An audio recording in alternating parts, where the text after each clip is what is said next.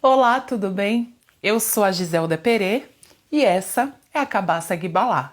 E nós duas somos o Aguibalá Conta.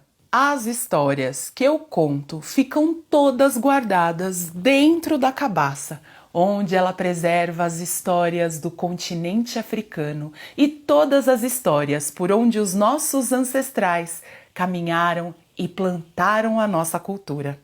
Mas, para a Cabaça Aguibalá revelar uma história, é preciso agradá-la. E a maneira mais fácil é cantar para ela a sua música. E é muito fácil. Se você não sabe, vai aprender agora. Ouve só. Aguibalá, Aguibalá conta, Aguibalá. Aguibalá vai contar, Aguibalá. Vem! Aguibalá conta, Aguibalá. Aguibalá vai contar. Aguibalá é semente continente. Vamos abrir a cabaça e contar as histórias dessa gente. Aguibalá, Aguibalá conta, Aguibalá. Aguibalá vai contar, Aguibalá vai contar, Aguibalá vai contar. Ela se abriu e revelou pra gente a história que eu vou contar. Elefante antes, elefante outra vez. Essa história veio diretamente do país de Chad, lá do continente africano. Sim, e especificamente na região do povo Saras.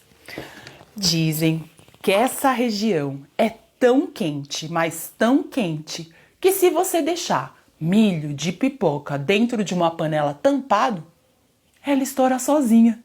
Já pensou? E é tanto calor que os elefantes também descobriram um jeito de se refrescar. Todos os dias eles vão ao rio, pegam água com a sua tromba e despejam sobre si. Mas eles perceberam que não era suficiente. Então eles decidiram tirar as suas peles de elefante, dobrá-las cuidadosamente, guardá-las na sombra do espinheiro e se transformar em seres humanos, assim como eu e você, com a pele escura como o chocolate ou o céu da noite estrelada. E aí eles nadavam e nadavam, porque acreditavam que a pele humana é a mais sensível das peles. E depois de tanto nadar, a fome vinha, e eles todos saíam, colocavam as suas peles, se transformavam novamente em elefantes grandes e majestosos e iam todos juntos para a plantação de milhete se alimentar. Mas um dia, um caçador também foi ao rio se refrescar e pôde ver um monte de gente nadando. E ficou assim, curioso, olhando. Observou que tinha uma jovem tão linda, com a pele tão macia. Ele decidiu ficar mais um pouquinho por lá. E logo o seu olhar encontrou as peles dos elefantes, guardadas na sombra do espinheiro. E ele reparou numa das peles tão macia quanto a pele da jovem que ele observava. Num impulso, ele pegou aquela pele para si. Aí, depois de tanto nadar, era hora dos elefantes irem se alimentar. Um a um, foram se transformando novamente, seguindo a direção da plantação de milhete. Mas a jovem procurou muito pela sua pele e não encontrou. Aí ela se viu sozinha, sem ninguém da sua família para ajudar. Ela se desesperou e chorou tanto. Aí o caçador se aproximou, como quem não sabia de nada. Por que chora, jovem moça?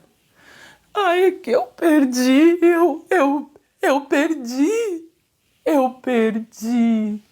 E o caçador resolveu lhe fazer um convite. Jovem, não se entristeça, eu posso lhe dar uma vida muito boa. Vou construir uma casa novinha só para você. E a jovem, que já não tinha muito mais o que perder, porque se ela não podia mais ser uma elefanta, o que ela ia ser? Resolveu aceitar e foi com o caçador na sua casa morar.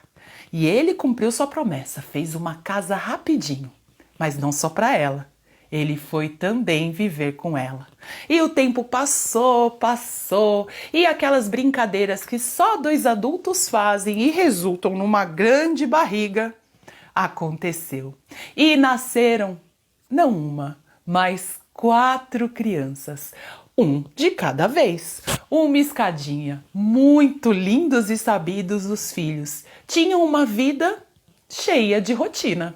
Todos os dias, o caçador, antes de sair, ia na tulha, onde é o estoque, pegava uma porção de milhete e entregava para a mulher, para que ela pudesse pilar no seu pilão e de lá transformar e fazer o que ela quisesse: sopa, pãozinho, bolo.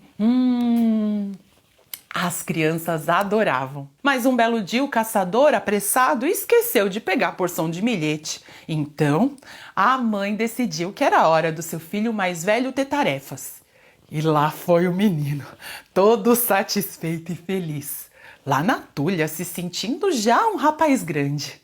Mas ele ainda era pequeno, precisou de um banquinho para poder alcançar. E quando ele subiu e pôs a mão dentro, nada sentiu. Entendeu que o estoque estava quase vazio e precisou se esticar, se esticar, se esticar. E quando ele encostou a mão, não sentiu o milhete. Ele foi puxando algo que ele não sabia dizer o que era. Então, correu para sua mãe. Chegando lá, quando ele mostrou para a mãe aquela pele, ela imediatamente vestiu e se transformou novamente numa elefanta, linda e majestosa. Ela olhou nos olhos dos filhos e acariciou o rosto de cada um com a sua tromba e saiu. Correu o mais rápido que ela podia, até chegar na plantação de milhete onde estava toda a sua família. Foi tanta alegria no reencontro, era tromba, orelha, para tudo quanto era lado, de tanta felicidade. Mas quando ela contou o que tinha acontecido, o clima mudou. Os elefantes ficaram nervosos. O pai da elefanta disse que se ele pegasse o caçador, ele ia sentar em cima dele. A mãe disse que quando encontrasse o caçador, ia pisou em cima dele. O irmão disse que ia pegar o caçador com a sua tromba e rodar, rodar, rodar e jogar ele bem longe. E nessa fúria, toda a família foi correndo na direção da casa do caçador.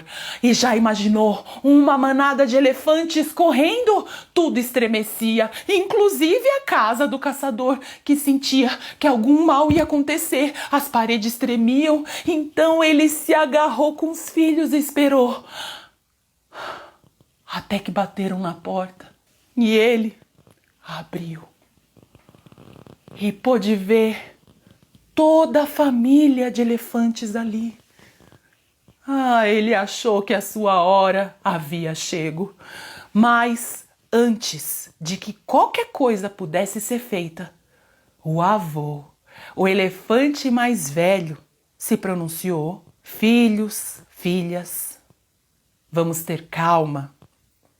O caçador errou, é verdade, nos tirou o nosso bem precioso, mas ele ofertou a ela também algo precioso. Deu a ela a oportunidade de viver uma vida humana e de ter o amor dos seus filhos. Aí não teve jeito, porque a tradição manda ouvir os mais velhos em primeiro lugar.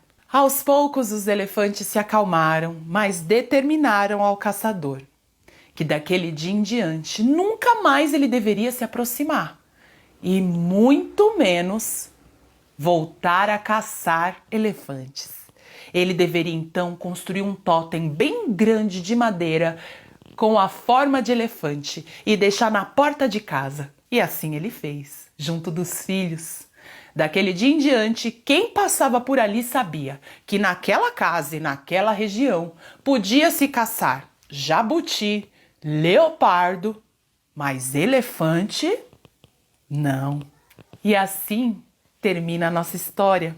E para finalizar e a gente ter outro dia de mais histórias da Cabaça Aguibalá, vamos precisar fechar.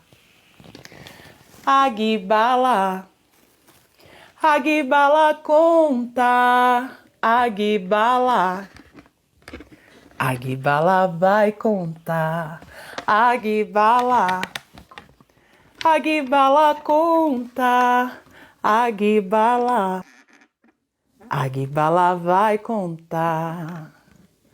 Aguibalá contou. Se você quiser conhecer mais histórias do Aguibalá Conta, procura a gente nas redes sociais ou segue a gente no canal do YouTube.